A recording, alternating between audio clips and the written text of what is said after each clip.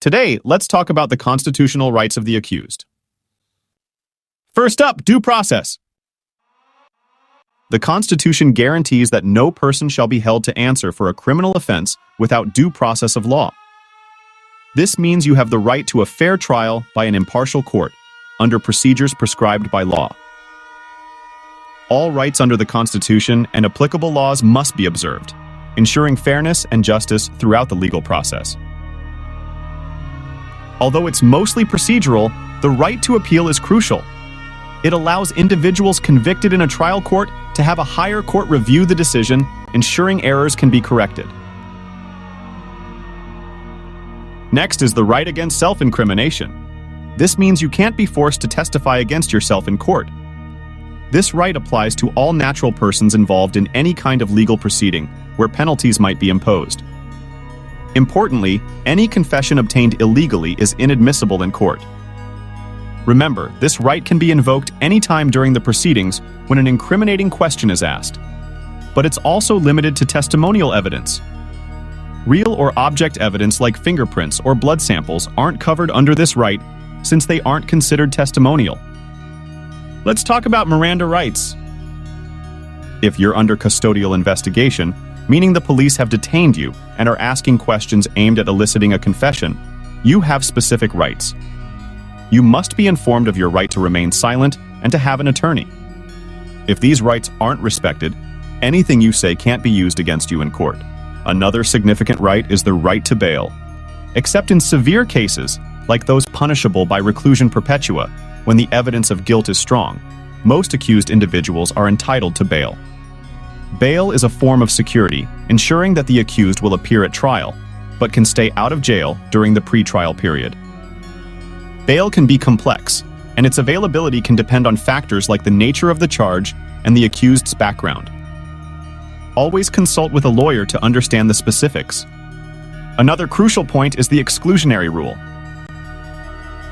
Any evidence obtained through rights violations is generally inadmissible, which means it can't be used to convict someone. This upholds the integrity of the legal process and protects individual rights. Right to be heard by oneself and counsel.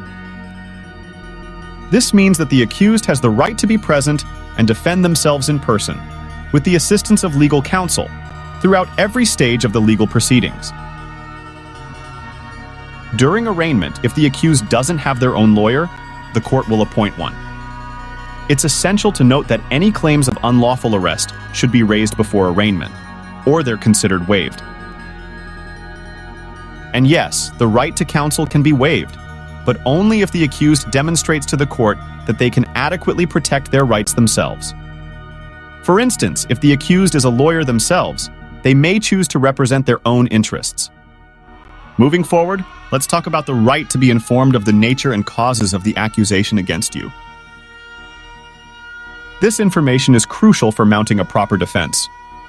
You'll typically learn about the charges either upon the filing of a complaint or during arraignment. Understanding the nature and causes of the accusation against you allows you to prepare a defense strategy that directly addresses the allegations. It's the cornerstone of a fair trial. Right to a speedy, impartial, and public trial. This ensures that justice is delivered promptly and fairly, with the proceedings open to the public to maintain transparency and accountability. But speedy trials not only prevent undue stress and suffering for the accused, but also ensure that evidence and witness testimony remain fresh and reliable. And public trials uphold the principles of democracy, allowing citizens to witness the workings of the justice system firsthand. But what happens if the accused can't or won't attend the trial?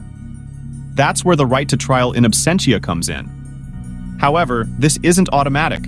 Certain conditions must be met for the trial to proceed without the accused present. These conditions include proper notification, justifiable absence, and prior arraignment. And even if the accused waives their right to be present, there are still exceptions, like for identification or promulgation of judgment. Right to meet witnesses face-to-face. This ensures that the accused can confront their accusers and challenge their testimony directly. Cross-examination is a fundamental aspect of a fair trial, allowing the defense to test the credibility and reliability of witness testimony. Right to compulsory process for witnesses and evidence. This allows the accused to subpoena witnesses and gather evidence in their defense, ensuring a balanced presentation of the facts.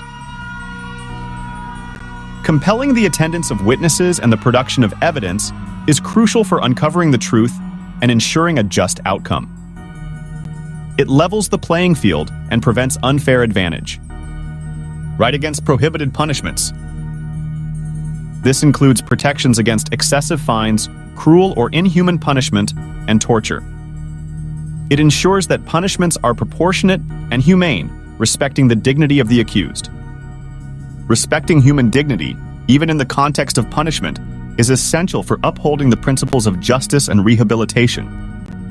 Punishments should fit the crime and aim to correct behavior, not perpetuate harm or suffering. And there you have it. We've covered a wide array of constitutional rights afforded to the accused, each playing a vital role in safeguarding fairness and justice within the legal system.